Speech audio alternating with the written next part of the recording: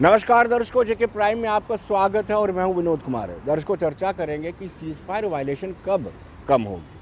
पाकिस्तान की तरफ से 5 अगस्त 2019 के बाद से लगातार सीज फायर वायलेट किया जा रहा है। ऐसे ही रजौरी के साथ सेक्टर में भी सीज फायर का उल्लंघन किया गया, जिसमें जवान भी शहीद हुआ है। लेकिन आपको बताते चले कि 2020 में 5100 मरतबा सीज फायर का उल्लंघन हुआ और नए साल में ये उम्मीद कराई जा रही थी कि कहीं ना कहीं सीज फायर वायलेशन कल्टेल होगा, कम होगा। लेकिन अनफॉर्चुनेटली बात है कि पाकिस्तान है कि मानता ही नहीं।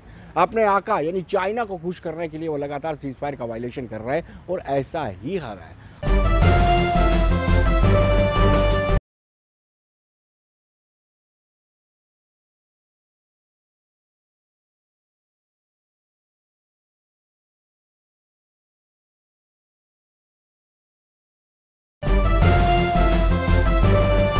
इसको अब हम बात करेंगे त्राल की। तो त्राल में आतंकवादियों ने एक मरतबा फिर ग्रेनेड हमला किया है, जिसमें 8 लोग घायल हो चुके हैं। अपने आकाओं की आदेश के मुताबिक आतंकी लगातार कोशिश कर रहे हैं कि जम्मू कश्मीर में किसी तरह से कोई बड़ी वारदात को अंजाम दिया जाए। हम सब जानते हैं कि इलेक्शन के दौरान भी भरपूर कोशिश की गई थी आतंकी तंजीमों की तरफ से कि किसी बड़ी वारदात को अंजाम दिया जाए, लेकिन सतर्क सुरक्षा बलों ने उनकी सारी कोशिशों को नाकाम कर दिया था। और सेम इसी तरीके से इस बार भी तरार में उन्होंने ग्रेनेड फेंका है और ग्रेनेड फेंका भी कहीं ना कहीं एक टारगेट बना करके फेंका गया था, लेकिन वो टारगेट पर ग्रेनेड नहीं मिला और आम नागरिक 8 आम नागरिक जो है वो घायल हो गए।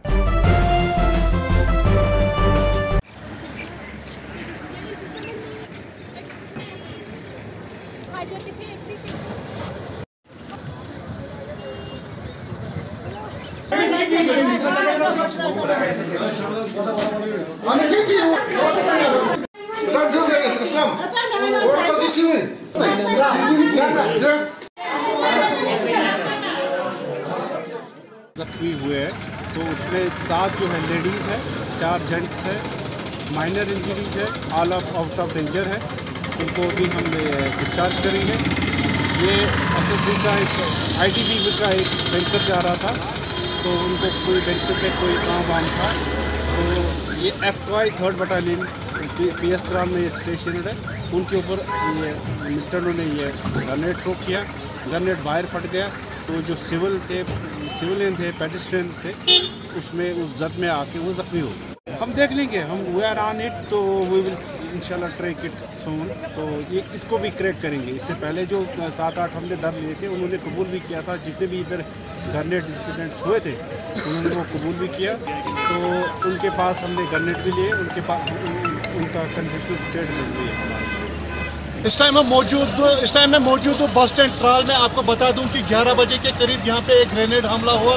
बताया जा रहा है कि यहाँ पे एक आईटीबीपी की गाड़ी यहाँ पे खड़ी थी, तो मिलिटेंटों ने उस पर ग्रेनेड हमला किया, जिसमें तकरीबन 8 सिविलियन जख्मी हुए, जिनको बाद में हॉस्पिटल मुंतकिल किया गया, जहाँ पे बताया जा रहा है कि वो सुटेबल है। तो यह एरिया को मास्टर में ले लिया गया, यहाँ पे तलाशी अभी जारी है। आने वाले वक्त में पता चलेगा कि क्या कुछ होने वाला है। मैं हूँ Sheikh Kausar, Gulistan news, bus stand Tral. Colonel S S Pathania की माने तो पाकिस्तान पूरी तरह से चरमरा चुका है, पूरी तरह से फ्रस्ट्रेट है। आर्थिक तौर पर मंदी के दौर से गुजर रहा है।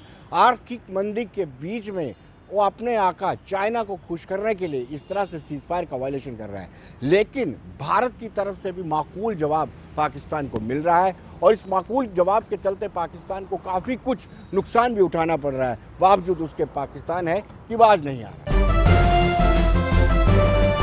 जय हिंद दोस्तों, मैं कर्नल पठानिया आप सबको नए साल की शुभकामनाएं और मुबारकबाद देता हूं। जहां पर पूरी दुनिया में लोग हर्षोल्लास में नए साल को सेलिब्रेट कर रहे हैं, हमारा पड़ोसी देश वो अपनी हरकतों से बाज नहीं आ रहा है। पिछले 2 दिन में एलओसी की जो वायलेशन हुई है नौशहरा सेक्टर में, उसमें हमारे एक जवान और एक जेसीओ कल रात को ही शहीद हुए। पाकिस्तान से हम ज़्यादा उम्मीद भी नहीं कर सकते, लेकिन ये हमें सोचना जरूरी है कि इस सिचुएशन को कैसे हम टैकल कर सकते हैं और उसकी वजह क्या है। सबसे पहले जो कश्मीर इशू है उसको पाकिस्तान जो है अलाइव रखना चाहता है और ये चाहता है कि उसकी जो पॉलिसी उसने 30 साल पहले बनाई थी, that bleeding India in 2000 cuts, उसका ये एक हिस्सा है। अभी नई डेवलपमेंट ये हुई है कि अप्रैल के अंदर चाइना ने उसने भी लद्दाख में इंट्रूजन कर लिया, और पाकिस्तान और चाइना अभी एक दूसरे के बिल्कुल साथ सहयोग कर रहे हैं, एंड वो सहयोग जो है वो मेनली अगेंस्ट इंडिया है। तो इनकी जो 2.5 prong की जो स्ट्रेटजी है उसका आधा हिस्सा कश्मीर के ऊपर डिवोटेड है, जिसमें LOC की वायलेशन और उसमें मिलिटेंट्स को पुश इन करना। अभी पाकिस्तान की दूसरी चीज़ हम देखेंगे कि उनकी अपनी जो पॉलिटिकल और इकोनॉमिक सिचुएशन है इंटरनल, वो बहुत हद तक बिगड़ती जा रही है, ये उनके कंट्रोल में नहीं आ रहा है। पॉलिटिकल पार्टी ने अलायंस कर लिया है और वो इमरान खान को धमकी के ऊपर धमकी दिए जा रहे हैं। CPEC वाला जो प्रोजेक्ट उन्होंने अपने बड़े अच्छे तौर से शुरू किया था और ये सोच रहे थे कि देश की जो है अभूतपूर्व विकास होगा, वो भी तकरीबन फेल होता नजर आ रहा है। तो इस समय पाकिस्तान के पास कोई और चारा नहीं बचता है कि वो अपने डोमेस्टिक ऑडियंस के लिए और अपने आका चाइना को प्लीज करने के लिए LOC की वायलेशन करता रहे और उनको दिखाता रहे कि हम जो है रिजल्ट अचीव कर रहे हैं। इसी तरीके से चाइना और पाकिस्तान की ये पॉलिसी है कि इंडिया को इकोनॉमिक फ्रंट के ऊपर जितना ज़्यादा प्रेशराइज कर सकते हैं वो किया जाए। उसके तहत चाइना ने नॉर्दर्न सेक्टर में एरिया संभाला हुआ है और वेस्टर्न सेक्टर के अंदर पाकिस्तान अपनी कार्रवाई कर रहा है, और बीच में आपने देखा होगा कि पाकिस्तान की तरफ से धमकियाँ भी आती रहती हैं। और इस सबका जो मेन वजह है वो ये है कि ये जो CPEC प्रोजेक्ट जो गिलगित बाल्टिस्तान के अंदर निकल रहा है और जो तकरीबन $62 बिलियन का प्रोजेक्ट है, कहीं ना कहीं पाकिस्तान और चाइना को ये डर लग रहा है कि इंडिया POK के ऊपर अटैक ना कर दे और उसको अपने काबू में ना कर ले, ताकि उससे उनका जो पूरा प्रोजेक्ट है वो बर्बाद हो जाएगा। तो इस समय हमारे पास सोल्यूशन क्या है? देखिए, इंडिया जो है पाकिस्तान से बहुत ताकतवर है, militarily, economically and in all spheres. Why can't we choose such a policy that in a two-pronged strategy, firstly हम उनको इतना पल्वराइज करें अपनी जो ताकत है हमारी फायरिंग की, हमारी गन्स की, हमारी एयर पावर की, उनकी हिम्मत ना हो LOC को वायलेट करने की और उसके बाद बंदों को पुश इन करने की। तीसरा, हमें ये हर स्टेज पे वर्ल्ड को बताना पड़ेगा कि पाकिस्तान जो है वो एक टेररिस्ट नेशन है और जो फाइनेंशियल एक्शन टास्क फोर्स के अंदर उसको ब्लैकलिस्टेड किया जाना चाहिए।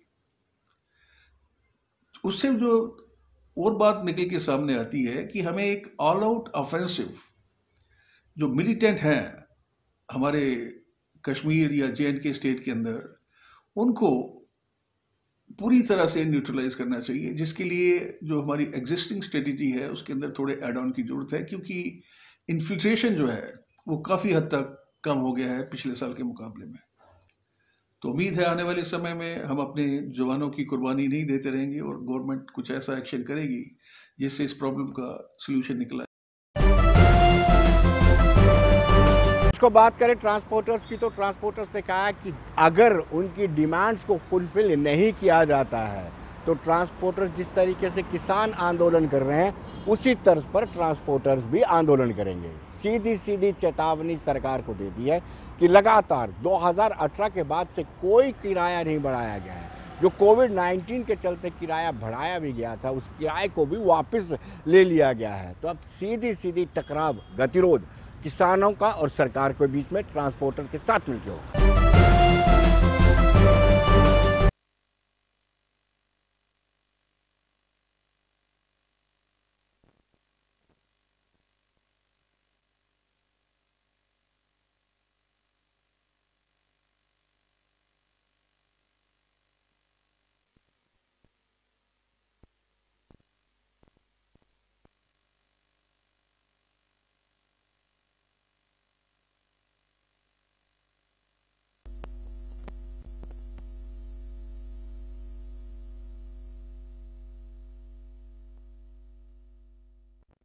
अभी तक सरदार की तरफ से कोई हमें इनविटेशन नहीं आई।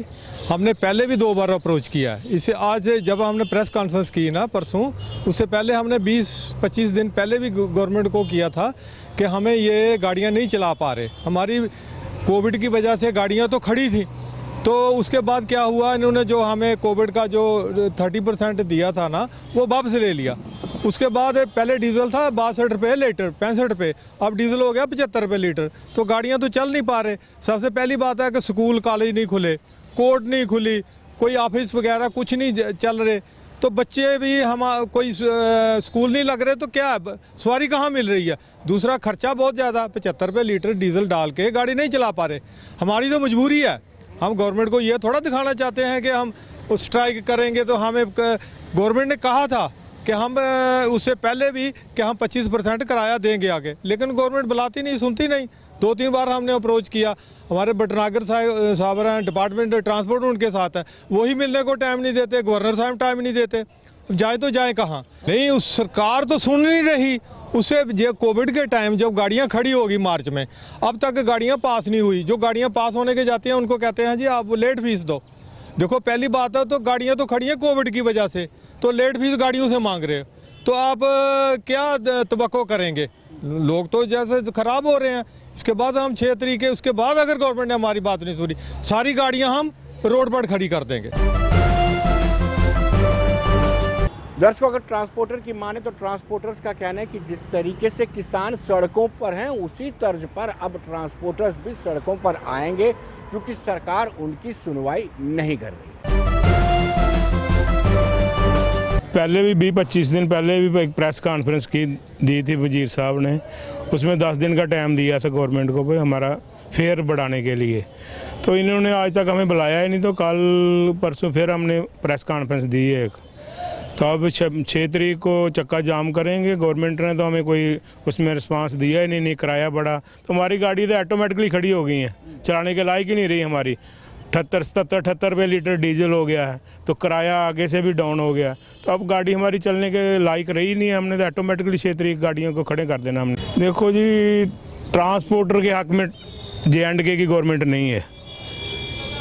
हमारी गाड़ियाँ तो जब से इन्होंने 370 ख़त्म किया ना, उसी टाइम से ख़त्म होगी, खड़ी होगी गाड़ी। अब कोरोना आ गया, आपके सामने ही 1 साल हो गया गाड़ी खड़ी हुई हमारी। जो गाड़ियाँ हमने खड़ी गाड़ियों की इंश्योरेंस भरी थी ना 70-75 हज़ार रुपये, आज वो ख़त्म हो गई है। अब हमने गाड़ी नहीं जब चलानी शुरू करनी है तो 1-1.25 लाख रुपये हमें चाहिए।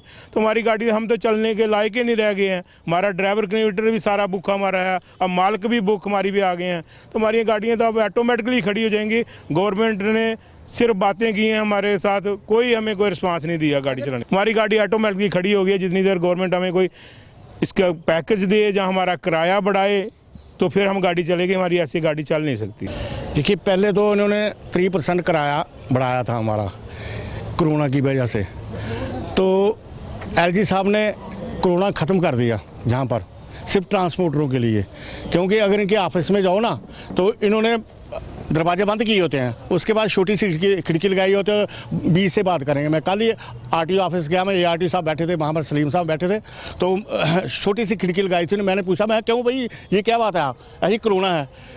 उनके लिए कोरोना है, ट्रांसपोर्ट के लिए कोरोना नहीं है।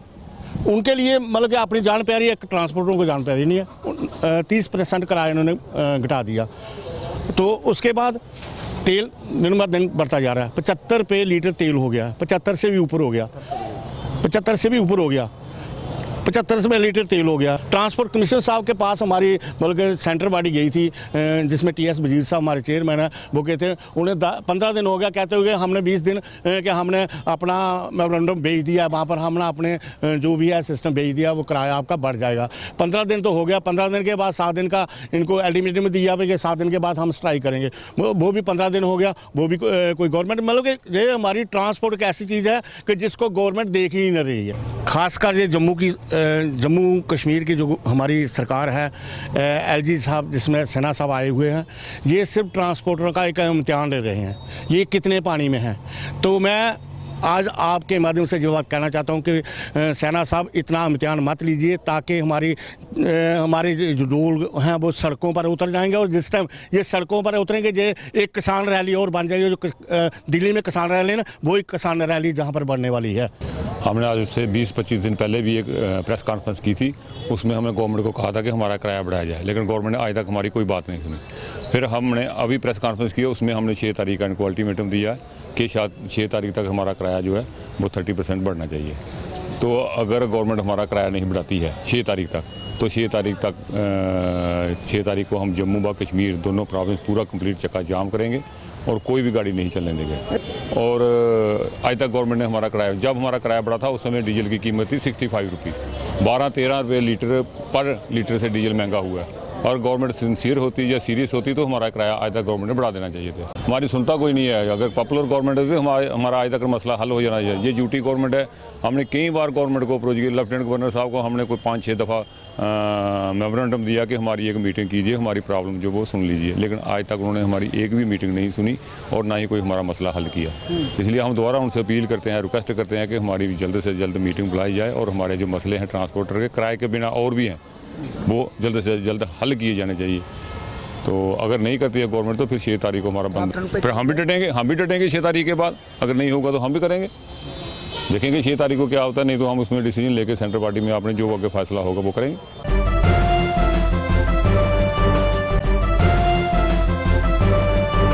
कश्मीर की बात कर रहे हैं, एक तरफ से हमले हो रहे हैं और दूसरी तरफ से काकपुरा सीट से भाजपा प्रत्याशी जीतने वाली मिन्हाल लतीफ़ी को आज कहीं ना कहीं सम्मानित किया गया।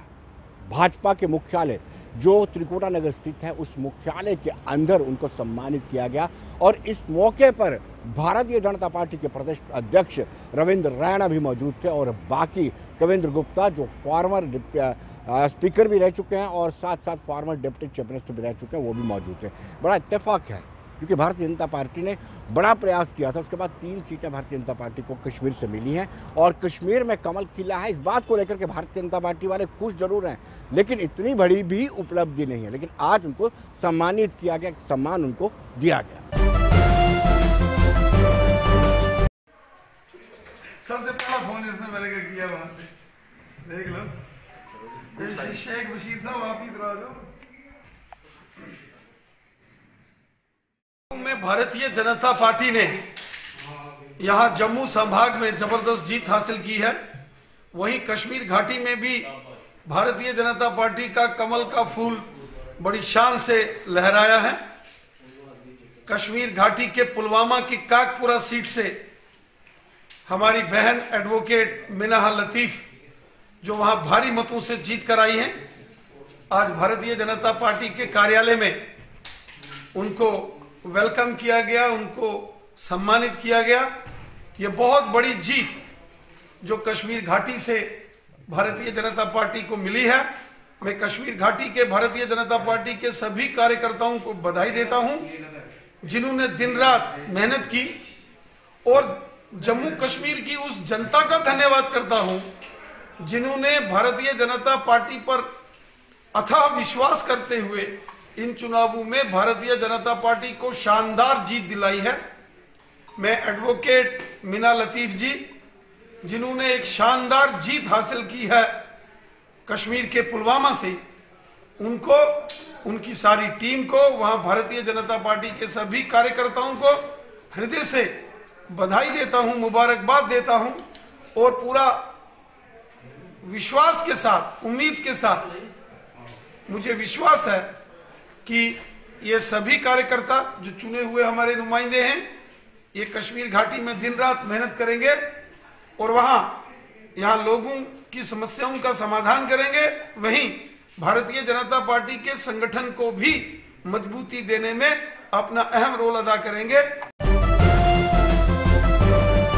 को पैरामेडिकल स्टूडेंट्स की बात करें तो उनको यूटी बनने के बाद ना उनको कोई अनुमति दी जा रही है, ना ही उनको तरजीह दी जा रही है। और ये हज़ारों की तादाद में स्टूडेंट्स हैं जिन्होंने अपने परिजनों से पैसे लेकर के ये ट्रेनिंग की है, लाखों रुपए खर्च करके ट्रेनिंग की है, लेकिन अब हाथ पे हाथ धरे हुए बैठे हैं। ना तो इनको कोई पंजीकृत किया जा रहा है, ना पंजीकरण इनका हो रहा है और ना ही कोई उनको ऐसा सर्टिफिकेट दिया जा रहा है ताकि वो केमिस्ट शॉप को खोल सके। आइए देखते हैं कितने गुस्से में हैं। हमारी मांगे हमारी मांगे हमारी मांग सर पूरे मतलब पता ही है कि लॉकडाउन में तो लॉकडाउन लगा तो मतलब बंद हो गया सब कुछ सिस्टम।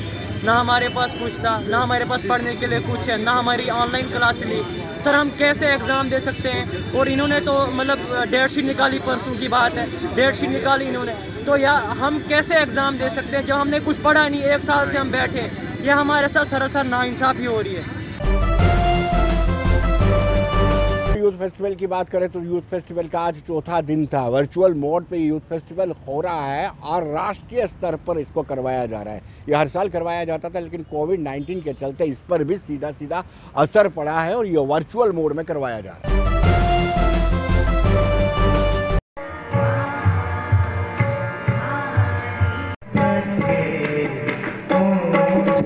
ये अच्छा नहीं लगता।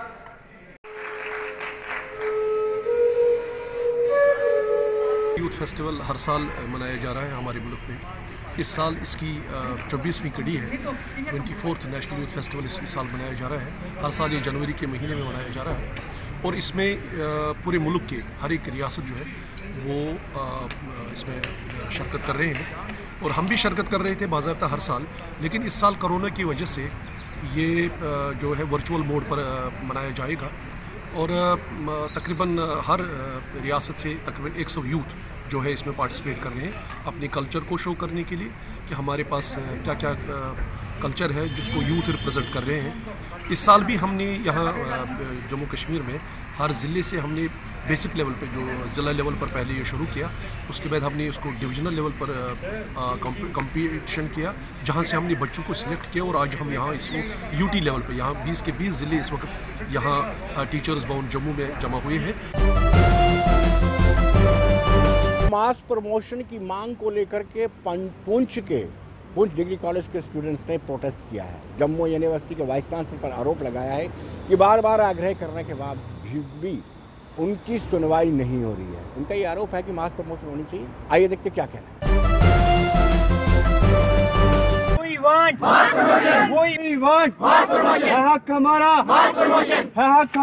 आज आपको बेहतर पता है कि पिछले लॉकडाउन से जो जितने भी प्राइवेट एग्ज़ाम होते थे जम्मू यूनिवर्सिटी ने वो कंडक्ट नहीं किए हैं। उसी को लेकर आज जो पुंछ जो कॉलेज है उसके बच्चों ने अपना एक डिमांड रखी है, एक प्रेस कॉन्फ्रेंस की है, जिससे ये मुतालबा किया है जम्मू यूनिवर्सिटी से कि जितने भी प्राइवेट जो एग्ज़ाम होते थे फर्स्ट सेम, थर्ड सेम और फिफ्थ सेम, वो आज तक जो है पिछले 1 साल से नहीं हुए और इन बच्चों को जो 6th सेम अपना क्लियर कर चुके हैं और या 4th सेम जो है वो क्लियर हो चुका है। किसी एक सेमेस्टर में जो उनका कोई सब्जेक्ट बैक है तो उसकी वजह से उनको वो डिग्री नहीं मिल सकती और वो अपनी एजुकेशन जो है वो आगे कंटिन्यू नहीं कर सकते। इसीलिए आज इन बच्चों ने जो है प्रेस कॉन्फ्रेंस रखी, क्वालिफाई किया है और बहुत सारे बच्चे फर्स्ट सेम से जो सब्जेक्ट है वो बैक हो गया है या थर्ड का या फिफ्थ का। अब उनको एक चांस मिलता था कि वो आगे बढ़ सकते थे, लेकिन ऐसा चांस जम्मू यूनिवर्सिटी हमें दे नहीं रही है। इसलिए हम सब बच्चों ने मिलकर ये सोचा है कि हम प्रोटेस्ट करेंगे। लेकिन आज हमने जिस एक कॉन्फ्रेंस जो है वो बुला के सब बच्चों ने ये तय किया था कि हम सब जो है ये मास प्रमोशन के लिए प्रोटेस्ट करेंगे। हम जम्मू यूनिवर्सिटी के वाइस चांसलर तक अपनी बात पहुंचाना चाहते हैं, क्योंकि लास्ट 14 और 15 मंथ से जो है कोई भी प्राइवेट एग्ज़ाम जो है जम्मू यूनिवर्सिटी ने नहीं लिया है, जिसकी वजह से जो प्राइवेट स्टूडेंट हैं वो बुरी तरीके से परेशानी का सामना कर रहे हैं और उनकी ज़िंदगी जो है वो दाव पे लग चुकी है। हम जम्मू यूनिवर्सिटी के वाइस चांसलर से ये रिक्वेस्ट करना चाहते हैं कि इन बच्चों को सेमेस्टर 1st, 3rd और 5th के बच्चों को मास प्रमोशन दी जाए, ताकि उनका जो कीमती वक्त जो है वो ज़ाया ना हो और वो अपनी पढ़ाई जो है वो आगे जारी रख सकें। पहले तो हम जम्मू यूनिवर्सिटी के वाइस चांसलर से ये रिक्वेस्ट करते हैं और ये डिमांड भी अपनी रखते हैं कि हमें जल्द से जल्द मास प्रमोशन दी जाए, ताकि हम अपनी जो आगे की पढ़ाई है, स्टडी है, उसको कंटिन्यू कर सकें। लेकिन अगर हमारी रिक्वेस्ट जो है वो डिमांड जम्मू यूनिवर्सिटी नहीं मानती है तो हम जितने भी जम्मू यूनिवर्सिटी के अंदर तलबा प्राइवेट स्टूडेंट जो आ रहे हैं वो अपनी मांगों को लेकर रोड पे एहतजाज करने के लिए निकलेंगे। को कश्मीरी विस्थापित पंडितों की बात करें तो कश्मीरी विस्थापित पंडित आज भी प्रोटेस्ट पर हैं। 45 ऐसे लोग हैं जिनको कोर्ट की डायरेक्शन है कि उनको रोजगार दिया जाए, बट अनफॉर्चुनेटली बड़े दुर्भाग्यपूर्ण बात यह है कि सरकार उनकी सुनवाई नहीं कर रही है। बार बार आग्रह करने के बाद उपराज्यपाल के आश्वासन के बावजूद भी ऐसा कुछ नहीं किया गया, जिसके चलते उनकी नाराजगी निरंतर लगातार बढ़ती जा रही है।